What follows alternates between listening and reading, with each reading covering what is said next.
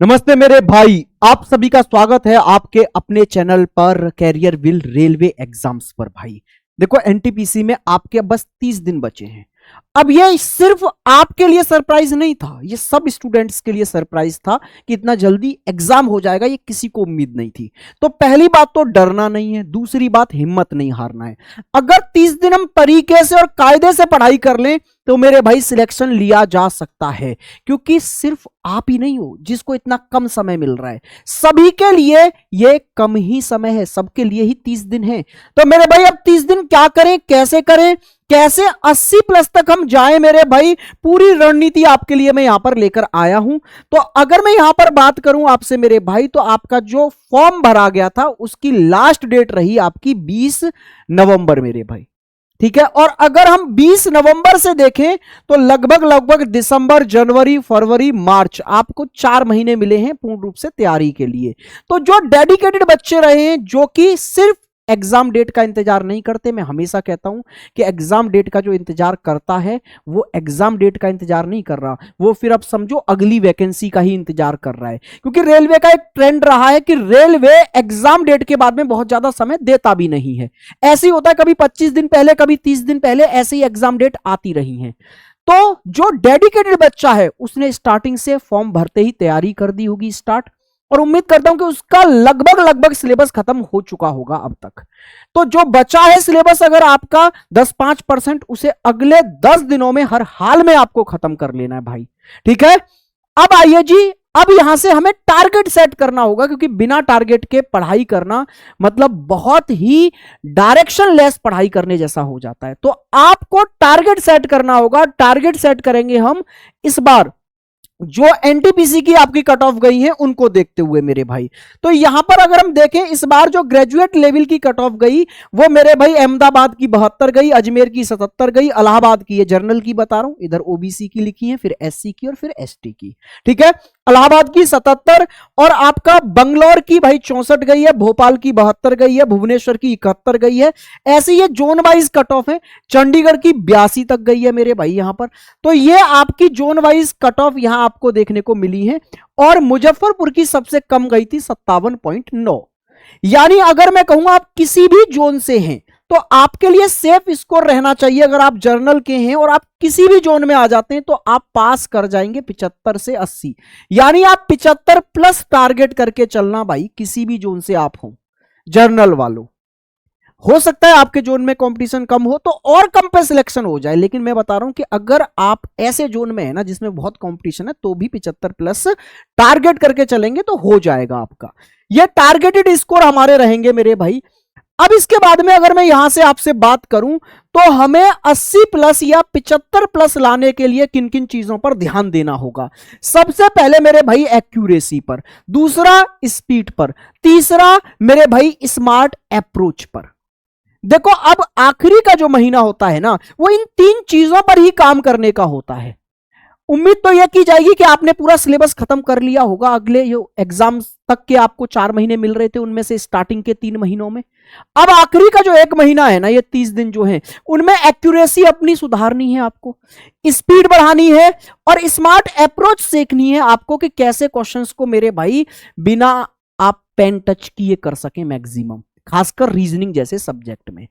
अब sir career will इस पर क्या करने जा रहा है, तो आप कैरियर विल चैनल का जो ये प्लेटफॉर्म है मेरे भाई रेलवे एग्जाम्स, इसको अभी सब्सक्राइब कर लो।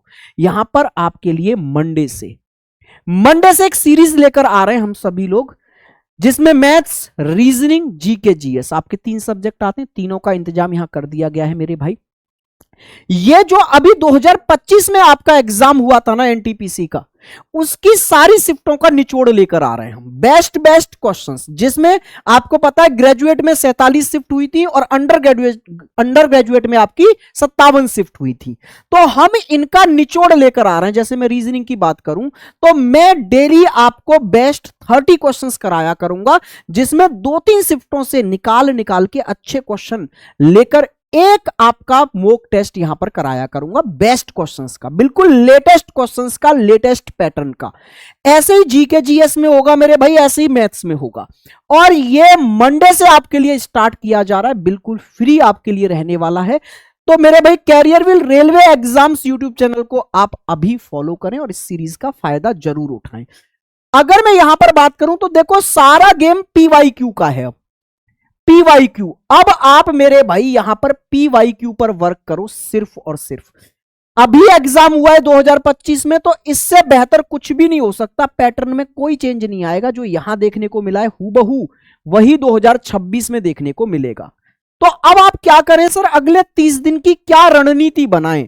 तो देखो सबसे पहली चीज आप यहां पर अपने सारे कॉन्सेप्ट क्लियर करें। मैं हमेशा कहता हूं कि एग्जाम से पहले मेरे भाई आप CPRM फॉर्मूला अपनाओ। C फॉर कॉन्सेप्ट क्लियर करो। अगर कुछ भी छूट गया है तो मान लो अभी आपका 90% ही सिलेबस हुआ है, 10% रह गया है, तो अगले 10 दिनों में अपना सिलेबस कंप्लीट करो मेरे भाई, अगले 10 दिनों में। ठीक है। P फॉर प्रैक्टिस करो, और प्रैक्टिस किसकी? PYQ की। वो हम करा के चल रहे हैं आपको इसी YouTube चैनल पर। R फॉर रिवीजन, मेरे भाई रिवीजन करो यहां पर एकदम दबा के। और रिवीजन कहां से करना है और किस चीज का ज्यादा रिवीजन करना है? इंपोर्टेंट चैप्टर्स का। मैं आपको यहां इंपोर्टेंट चैप्टर्स भी बता दूंगा हर सब्जेक्ट के। अभी मैं आपको रीजनिंग के बता देता हूं, क्योंकि मैं आपको रीजनिंग पढ़ाने लग रहा हूं। तो रीजनिंग के ये 5 से 6 चैप्टर हैं। अगर आपने इन पर पकड़ बना ली तो भैया पूरे में से पूरे क्वेश्चन कर जाओगे आराम से। ठीक है। जिसमें एनालॉगी हुआ, जिसमें मेरे भाई आपका क्लासिफिकेशन हुआ, जिसमें आपका यहां पर कोडिंग डिकोडिंग हुआ, जिसमें सीरीज हो गया, और आपका सिटिंग अरेंजमेंट हो गया, और डायरेक्शन हो गया। ये मोस्ट इंपोर्टेंट चैप्टर हैं एनटीपीसी के लिए, जिनमें सबसे ज्यादा क्वेश्चन पूछे जाते हैं। हाँ, एक पजल और ऐड कर लो, एनटीपीसी में 2 क्वेश्चन पजल के भी आपको देखने को मिलेंगे। ये रीजनिंग के इंपोर्टेंट चैप्टर्स हैं, इन पर अच्छे से पकड़ बनाओ। ठीक है। तो ऐसे ही इंपोर्टेंट चैप्टर हर सब्जेक्ट के हम यहां पर मंडे को आपको प्रोवाइड करवा देंगे। जैसे मैं रीजनिंग पढ़ाऊंगा प्रैक्टिस में तो वहां पर बताऊंगा। मैथ वाले सर आपका जब मैथ की क्लास लेंगे तो वो इंपोर्टेंट चैप्टर आपको क्लास के स्टार्टिंग में बता देंगे। ऐसे जीके जीएस वाले सर। ठीक है। उसके बाद में मेरे भाई मोक आप डेली 1 देना अब स्टार्ट करो। 1 मोक देना डेली स्टार्ट करो। और मोक ऐसे ही नहीं देने, देखो आप लोग डस्टबिन की तरह यूज करते हो मोक को, कि आपने मोक दे लिया, नंबर देख लिए, बात खत्म। उससे कभी जीवन में कोई फायदा नहीं होगा। ऐसे तो दो ही मत आप मोक का असली फायदा होता है उसको एनालाइज करने पर। असलियत में मोक दिया जाता है अपनी कमियां ढूंढने के लिए, कि मुझ में अभी कहां कहां पर कमी रह गई है। तो वो आप देखते ही नहीं हो। आप तो मोक दिया, नंबर देखे, बात खत्म। आप ये भी नहीं देखते कि कौन कौन से क्वेश्चन गलत हो गए मुझसे और क्यों गलत हो गए। तो आप क्या करेंगे, मोक एनालाइज करेंगे बहुत बेहतरीन तरीके से। फॉर्मेलिटी नहीं, आप क्या करेंगे, नोटबुक लेकर आओ। 3 सब्जेक्ट हैं तो 3 नोटबुक लेकर आओ, एक रीजनिंग की, एक मैथ की, और एक जीके जीएस की। भैया अब आपने आज एक मोक लगाया, उसमें आपसे मैं रीजनिंग का एग्जांपल देकर चलता हूं। आपके रीजनिंग में 30 में से 25 ही नंबर आए। 5 कौन से क्वेश्चन गलत हुए और किस चैप्टर से गलत हुए, चैप्टर वाइज रीजनिंग वाली नोटबुक में लिखो। मानो एक सीरीज का क्वेश्चन गलत हो गया तो सीरीज चैप्टर का नाम डाल दो और उसको लिख लो क्वेश्चन को। ऐसे ही मान लो कोडिंग डिकोडिंग का एक गलत हो गया, उसको लिख लो। मान लो एक पजल का गलत हो गया, उसको लिख लो चैप्टर का नाम लिखकर। ऐसे ही मैथ्स में जिन जिन चैप्टरों के क्वेश्चन गलत हो रहे हैं उन क्वेश्चंस को लिखो और उनके सॉल्यूशन भी लिखो। अब अगले दिन फिर सेकंड मॉक आप देंगे तो उसमें जो जो कमियां आई उन्हें भी लिखो। मान लो दोबारा से आपसे मेरे भाई सीरीज का ही क्वेश्चन गलत हो गया यहां पर, तो ये भी लिखो। अब ये क्या होगा, जो मॉक आप यहां नोटबुक में लिखते जा रहे हो ना, ये आपकी गलतियां लिखी जा रही हैं। यानी रीजनिंग के 30 क्वेश्चन थे, 25 तुमने कर लिए, तो 25 तुम कल भी कर लोगे और 25 आप एग्जाम हॉल में भी कर लोगे। जो 5 आज नहीं हुए ना, वही आपको आगे भी दिक्कत देंगे, तो उनको अपनी नोटबुक में आज ही लिख के चलो। और आप देखना 15 दिनों के अंदर आपकी नोटबुक में रीजनिंग में ही कम से कम मेरे भाई 50 से 60 ऐसे पॉइंट मिल जाएंगे आपको, जो आपकी कमियां हैं, जो आपसे बार बार गलत होते हैं। बस उनको सुधार लो, कोई दिक्कत नहीं आएगी। क्योंकि जो आज कर पा रहे हो वो कल भी कर लोगे और एग्जाम में भी कर लोगे। जो आज आपसे नहीं हो रहा, अगर उस पर वर्क नहीं करोगे तो वो एग्जाम में भी नहीं होगा। तो ये जो नोटबुक है ना, ये आपकी आज की गलतियों पे वर्क करने के लिए है। कि आज क्या गलती हो रही है, उन्हें इन नोटबुक में लिखते जाओ और रिवाइज करो। अगले दिन मॉक देने के बाद में अगली गलती जब आप यहां लिखो, उससे पहले पुरानी जितनी गलती नोट डाउन हो चुकी हैं उन्हें रिवाइज करो। मेरा वादा है अगले 1 महीने यानी 30 दिन आपने अगर CPRM फॉर्मूला अपना लिया तो सिलेक्शन से आपको कोई नहीं रोक पाएगा। C फॉर कॉन्सेप्ट क्लियर करो, जिन चैप्टरों के अभी कॉन्सेप्ट क्लियर नहीं है। P फॉर प्रैक्टिस, और प्रैक्टिस भी कहां से, PYQ, और वो हम करा रहे हैं। प्रैक्टिस के लिए आपको कहीं इधर उधर भटकने की जरूरत ही नहीं है। प्रैक्टिस के लिए तो ये हमने आपके लिए सीरीज चलाई है भैया। रीजनिंग के आप ये मानो डेली 30 क्वेश्चन में आपको कराऊंगा, और डेली कराऊंगा यानी आप कम से कम मानो कि 25 दिन तो चलेंगी ही चलेंगी ये क्लासेस।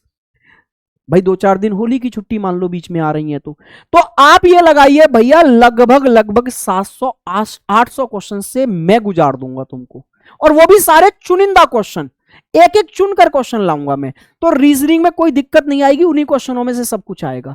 सेम जीके जीएस में, सेम मैथ्स में। तो प्रैक्टिस के लिए तो आपको यहां से सब कुछ कंप्लीट हो जाएगा। रिवीजन आप खुद करके चलेंगे, आपने नोटबुक बनाई होंगी वहां से, या शॉर्ट्स में हम वीडियो अपलोड करेंगे अब 10-10 मिनट की, छोटी छोटी वीडियो हर चैप्टर की, तो आप वहां से भी रिवीजन कर सकते हो। और मेरे भाई मॉक आपको देने हैं और मॉक के अकॉर्डिंग नोटबुक बनानी है। अगर यह काम 30 दिन कर लिया तो 100% आपका सिलेक्शन हो जाएगा, यह मेरा वादा है भाई साहब। और डरो बिल्कुल मत, 30 दिन आपके लिए तो 30 ही दिन सभी बच्चों के लिए है। और मेरे भाई अगर आप रेलवे के किसी भी और एग्जाम की तैयारी कर रहे हैं, जैसे कि सर हमें एनटीपीसी अगला वाला जो नोटिफिकेशन आएगा वो भी भरना है, और इस बार हम ऐसे धप्पा से डरने वाले नहीं है, मतलब तैयारी पहले ही करके रखना चाहते हैं, तो आपके लिए कैरियर विल मेरे भाई ऐप पर बैच आया हुआ है, रेलवे फाउंडेशन। यही आपका एनटीपीसी इससे कवर होगा, ग्रुप डी भी इससे कवर होगा, यानी सारे रेलवे के एग्जाम इस एक बैच से कवर हो जाएंगे। यह फाउंडेशन बैच है, साथ में इसके प्रैक्टिस बैच भी फ्री मिल रहा है, और इसके साथ में ही आपको मेरे भाई ये रिवीजन बैच भी फ्री है, इनका कोई पे नहीं करना। यानी मेरे भाई वन स्टॉप सॉल्यूशन है ये। फाउंडेशन पढ़ो यहीं से प्रैक्टिस करो और यहीं से रिवीजन कर लो फिर। और इस कंबाइंड तीनों बैचों की जो फीस मिलाकर है वो है 999 रुपए, और 2 साल की वैलिडिटी के साथ है। एक बार जुड़िएगा, मेहनत से पढ़िएगा, मेरा वादा है कि इस बार हर हाल में सिलेक्शन आप ले ही लेंगे। बाकी मेरे भाई आपको मैंने बता ही दिया है कि जो अभी 30 दिन बचे उनमें हम भी जान लगा देंगे, आप भी जान लगा दो। पूरी प्रैक्टिस की जिम्मेवारी हमारी है। इस चैनल पर हर एक सब्जेक्ट का बेस्ट कंटेंट आपको देंगे, और आपको पता है कैरियर विल मतलब क्वालिटी कंटेंट। नमस्कार मेरे भाई, मिलते हैं लाइव क्लासेस में।